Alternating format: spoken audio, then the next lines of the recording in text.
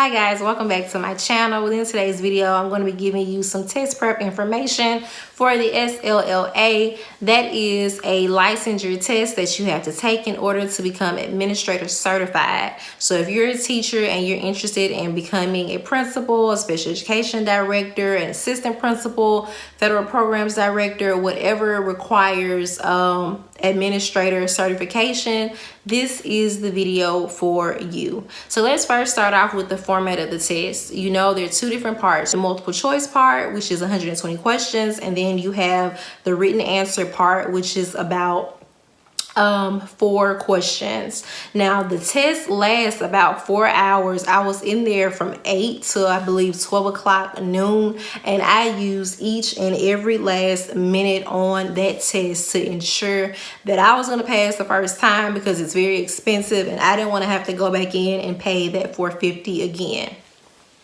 So anyway, in between 8 and 12, you only get a 10-minute break, and you can use that to go to the bathroom, get water, stretch your legs, and after that, you're gonna hop right into part 2, which was the written hand section. So the multiple choice, like we just stated, it's 120 questions, and it is timed. Therefore, it is very important for you to purchase, in my opinion, the praxis test that is available on the ETS website, and to time yourself to make sure that you get into the habit of, hey, I'm on the clock. I can only spend so many minutes on each question, or I can only spend a minute per question. Now, a big thing for me is once you've read a question and you don't know the answer, don't sit there 5-10 minutes trying to figure it out. You mark it and you go on to the next question, because time is a luxury that you do not have for this test. Not if you're going to go back through and recheck the ones that you didn't know initially when you first started.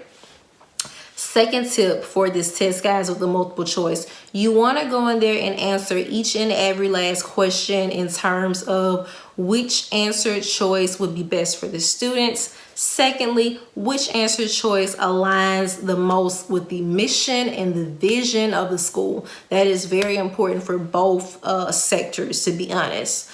Thirdly, you want to keep the wording of those PSELs in mind. If you see a clear answer that is in direct alignment with some of the statements from those standards, make sure that you click that answer, because 9 times out of 10, that is going to be correct, because it's in alignment with what you've been trained to do for admin for schools. So now we're going to transition over into the writing part. Now, just as I stated before, this part is also going to be timed. Therefore, you may want to pace yourself. Make sure you take that practice test and you give yourself no more than 30 minutes per question, because the last thing that you want to do is spend an hour on the first question and you put in all this work and all this detail, but then it's time to move to question number 2 and you realize that you only have 45 minutes left to answer the remaining questions. That would cause panic. So be sure that you are aware of your time and utilizing it wisely.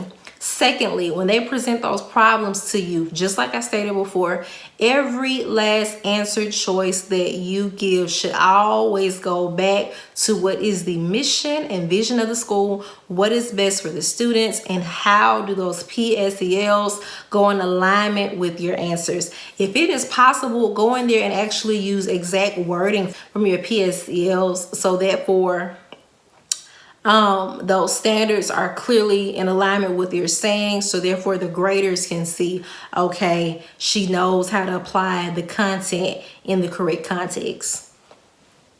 Moving on from that, guys, another very important point that I want to make with the written part is, if it is possible, you may not want to take that time to be the greatest English writer in the world. I mean, don't get me wrong, we are educators. Therefore, I'm sure you can write paragraphs smoothly. However, if you try to basically go in there and turn this into a college paper, if you don't know how to just spit it out like that naturally while you're writing, you will lose. So your main thing is to highlight, if possible, bullets, sections, lines, outlines into what the point is that you're making, so you can get from that question and get to the next one. Now, if you have time after you've answered all 4 of those questions to go back in there and write these long, lavish sentences, you know, that go on for days, by all means necessary, you do that.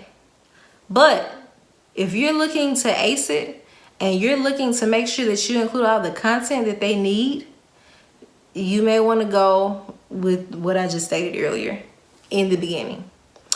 All right, anyway, guys, so that is it for all of the tips that I can bring you legally on how to prepare for the SLLA. If you have any more questions or comments, please feel free to drop them in the comment section below. Thank you so much for tuning into my channel. Please hit the like and the subscribe button. Have a great day, Pink Carter. Bye.